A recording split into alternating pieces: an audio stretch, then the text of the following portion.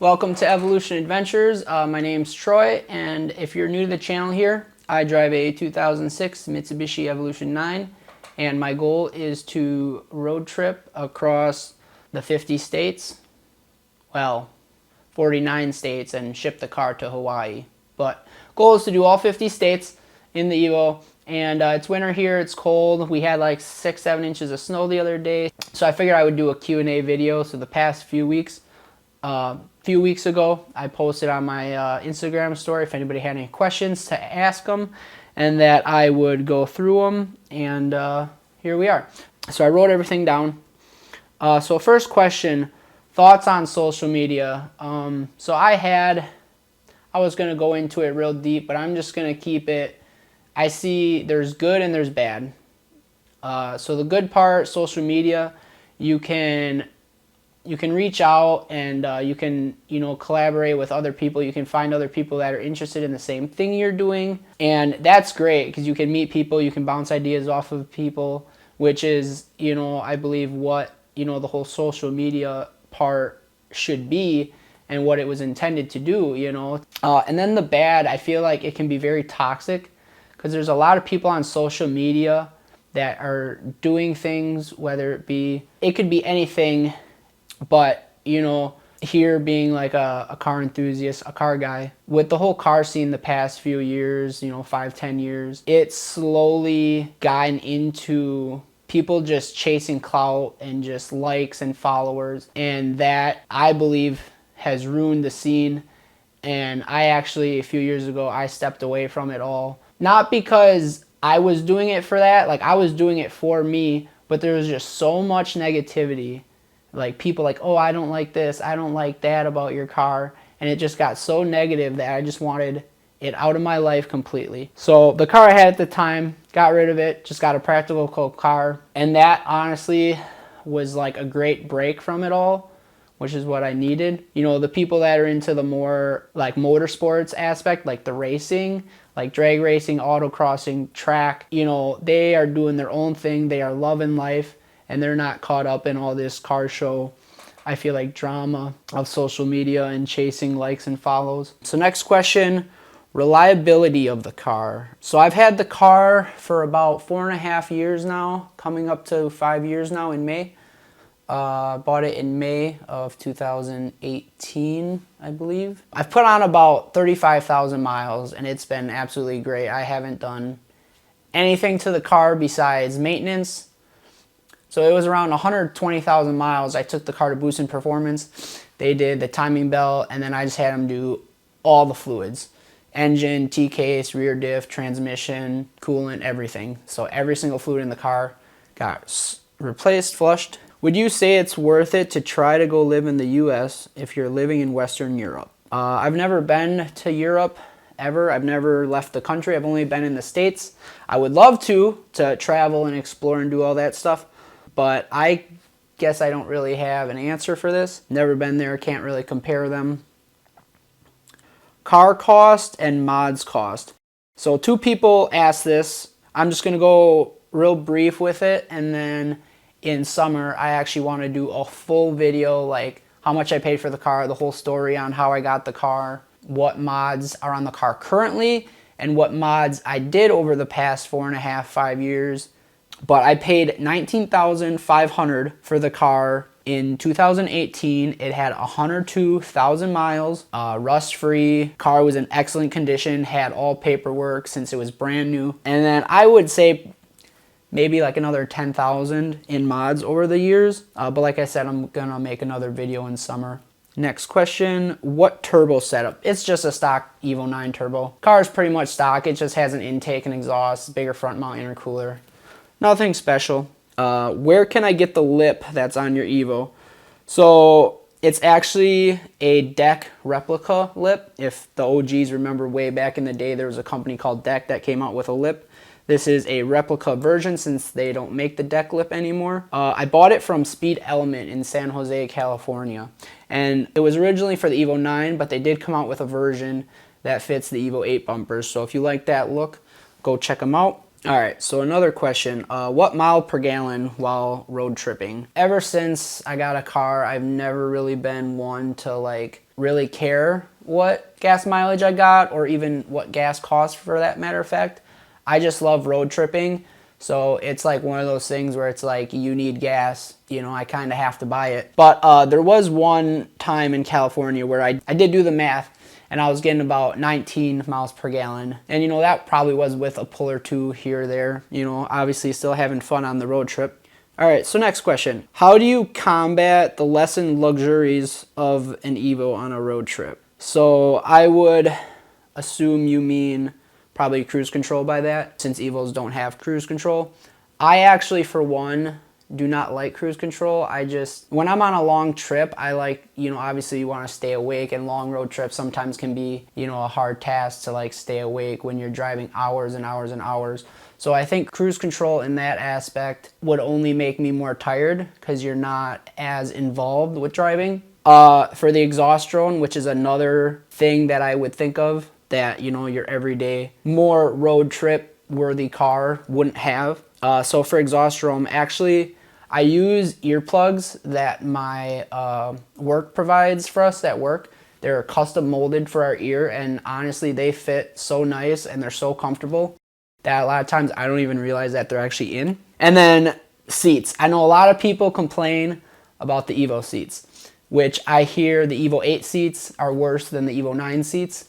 For me and the vehicles I've had, I think the Evo 9 seats are pretty damn comfortable. So once again, my opinion, my experience, maybe I've just never had a nice enough vehicle to have really nice seats. So next question. I am curious to know, but why an Evo? What made you say that's what I want? Love hearing everyone's story on this. So I've had a few DSMs before the Evo. So that's the same kind of Ford G63 platform. And then just Mitsubishi cars in general, I've just always enjoyed them. And then why the Evo?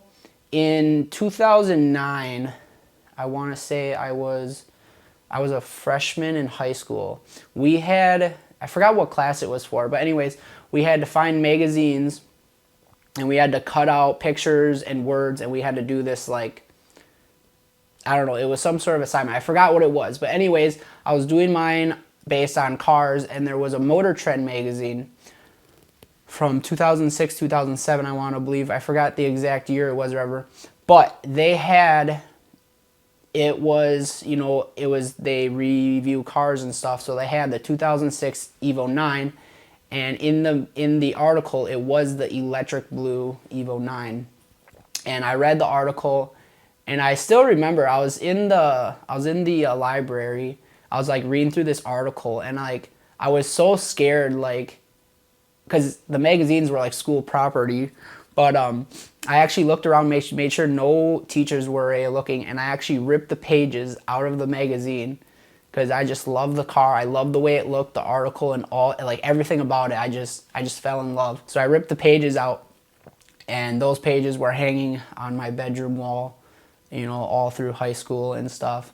And periodically I would always reread it, and that, you know, that moment is when I said, you know, I want an electric blue Evo.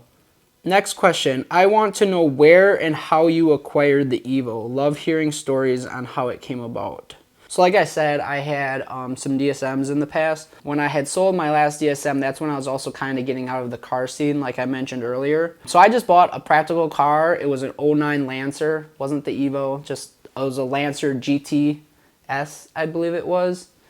It was still a 5-speed. Yes, it was blue, but it just took a few years away from the car scene. Over those few years, I think it was like 3 years, I actually was looking on and off for an Evo because I said, I just want to take a few years off from like the car scene, and in this time, like I knew I was going to get back into it, and I was looking on and off for an electric blue Evo. I was maybe going to entertain the graphite gray, but red, yellow, the blue Bayou, black, white, I was not going to entertain any of them. Maybe white, maybe graphite gray, but electric blue was the one I wanted from that article that I had seen in high school. So there was probably Like I said, I was looking on and off. You know, I'd maybe look a few days here or there, on and off for 3 years. But then, I don't know, just one day, I just started looking every single day. I was looking every single day. I was looking on cars, Craigslist, just any website, you know, Facebook groups, anything where, you know, a car may be posted. There was one posted in Denver, I believe, area.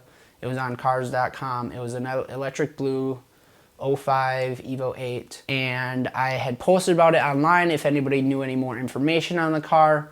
A bunch of people reached out and they said that that dealership was very, I guess, well known for like picking up cars that might have been flooded or just bad history and then just trying to sell them. So I decided to skip that one.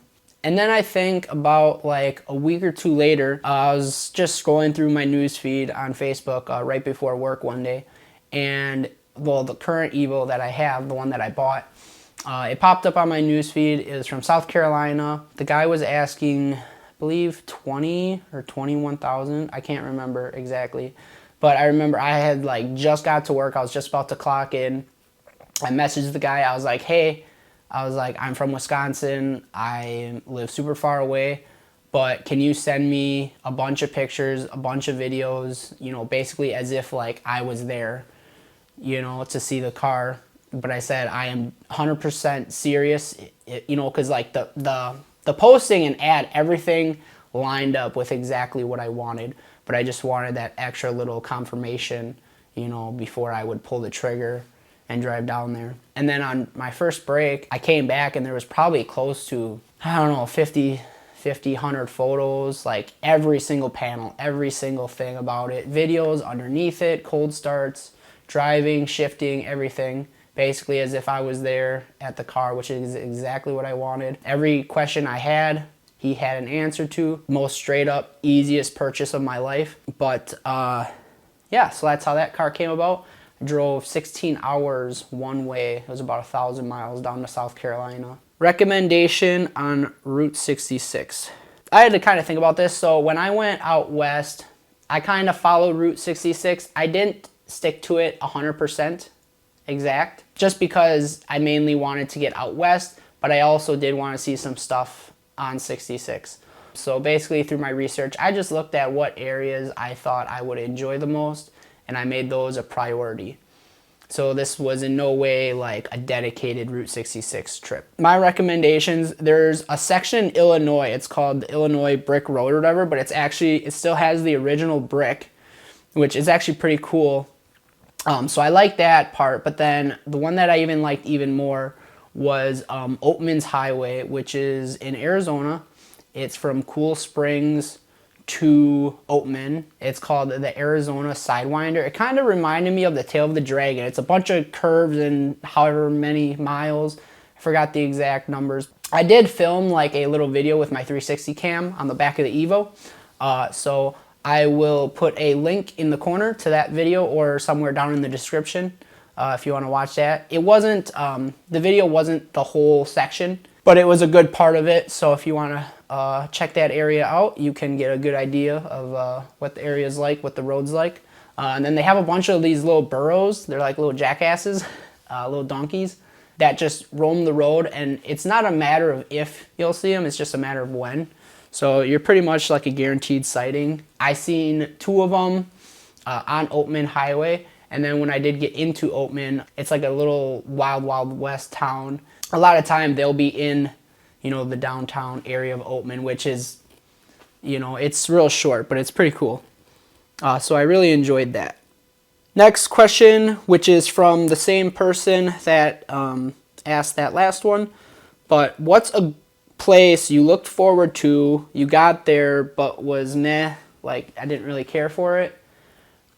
This was honestly probably one of the hardest questions that I actually had to sit down and like look through pictures, look through videos of like all my trips from the past however many years. Now I've only been doing road trips with the Evo specifically for like the past year or two, or however, probably like a year. We'll just say a year from when I started this, you know, 50 states in an Evo. But, you know, I grew up, we always did road trips, and I've been doing road trips with my daily years and years and years prior. So a few years ago, I took a road trip up to the Northeast, every single state, all the way up to Maine. But I would have to say one of the places I looked forward to but didn't really enjoy would have to be Cape Cod Seashore up in Massachusetts. So when you look at Massachusetts, it's like real whatever, and then there's like a little strip of land that like kind of comes up or whatever. It's that little strip of land that comes out into the ocean. It was just super crowded, and I guess like you have this idea in your head like what an area is like and maybe things to do, and it just, I don't know. I didn't really enjoy it. Probably never go back. No, we'll never go back. Have you thought about incorporating a road rally with one of your trips? So I'm assuming they're getting at that if I would, you know, set up a road trip, kind of like rallies where, you know, a bunch of cars sign up and, you know, you have checkpoints and hotel stays and all that. I would say probably not, only because when I set up these road trips, it's like what I want to do on my time frame, and it's getting to the point where I enjoy going on these trips alone because it's just time by myself, away from everything, you know, the stress of anything else in life. So I kind of look at it as like a way to get away from it all. So would I ever do a rally? Probably not.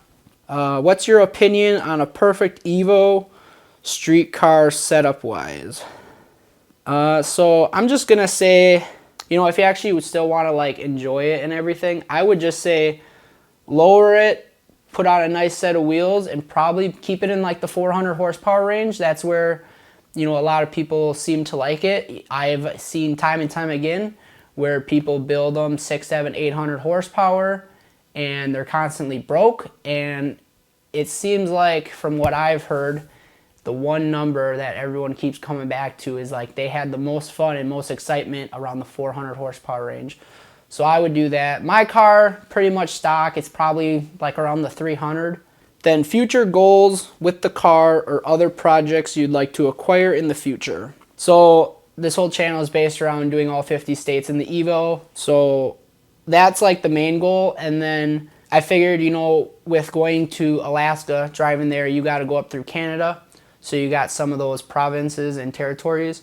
So I also thought, you know, it'd be cool to kind of do all of Canada, all like the separate provinces and territories. And I've always seen pictures and videos of Nova Scotia, which is in the, you know, far northeast, above Maine. So I think that would be cool to kind of go up there too one day. And then I also have a list of basically like scenic roads or just any scenic drive basically in the country.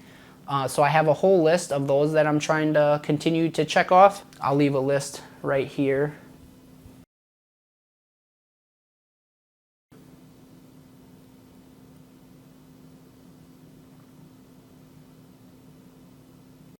And then I also wanted to do the 4 corners basically of the lower 48.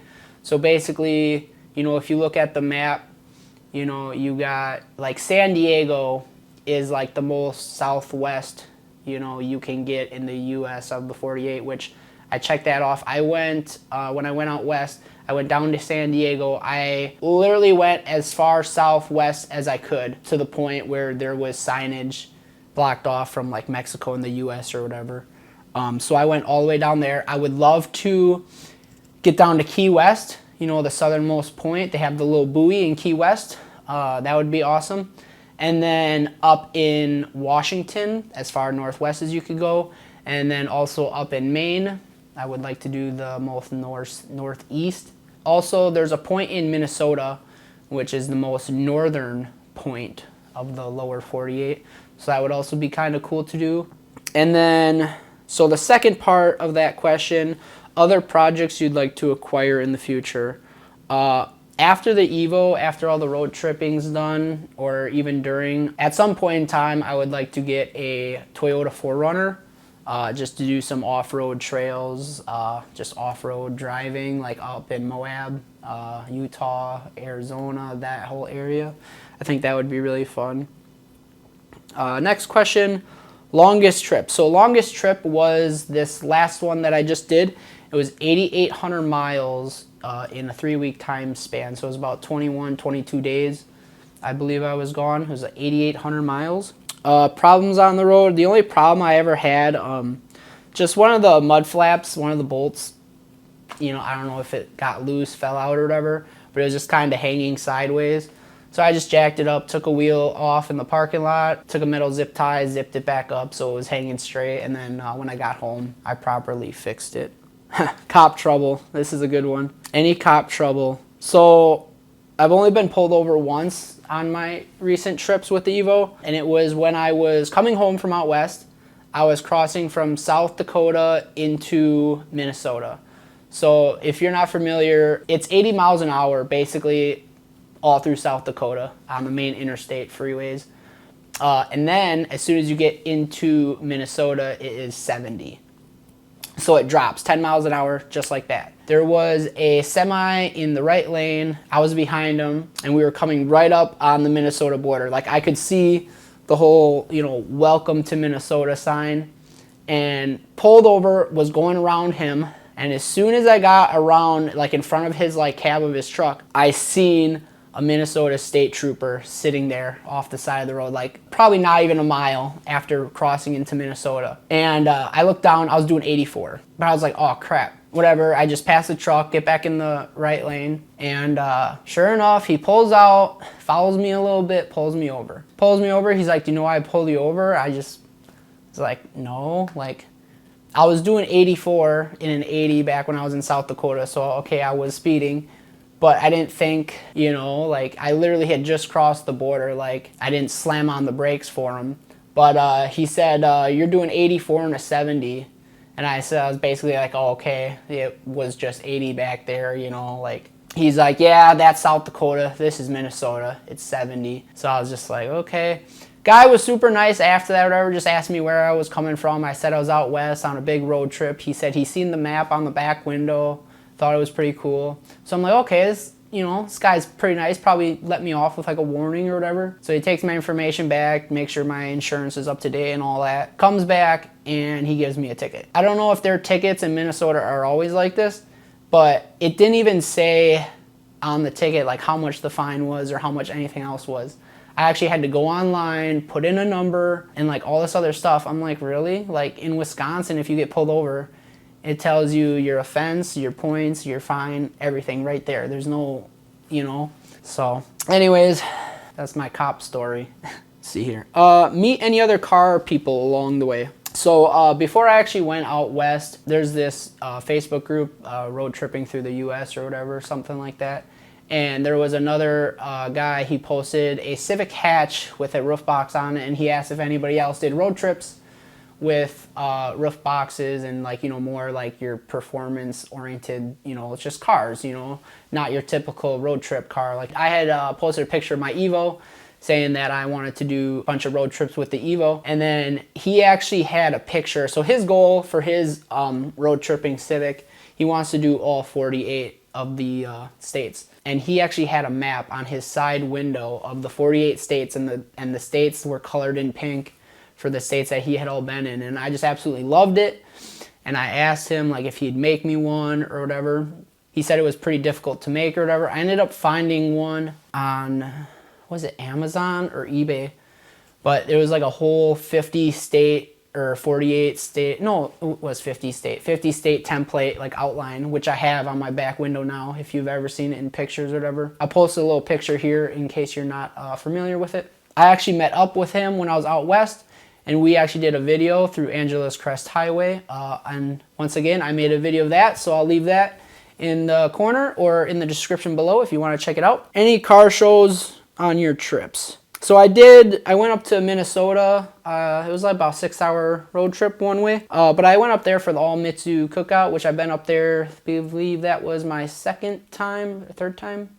I can't remember exactly, but I went up there, so that was like a road trip. And then when I was out west, I had like my whole trip planned out, And then Miguel DSM and the SoCal Evo guys, they put on basically like a California mod, like a Mitsubishi Owners Day, like it was back in the day. So I actually, on my way home, I actually re-planned my whole trip. I canceled some stuff so I could fit that in. So I did move around my schedule to do that event. And then in the future, I've heard that they're actually starting up another Mitsubishi Owners Day out east in New Jersey, I believe it was. Or no, Connecticut, I think it was. Anyways, I am totally down to schedule a road trip around a meet. Probably not necessarily a car show per se, but if there's any Mitsubishi meets, you know, just low key, just meeting, cruising, whatever, grill out, whatever, I'm down. All right, last question. Where are you going next?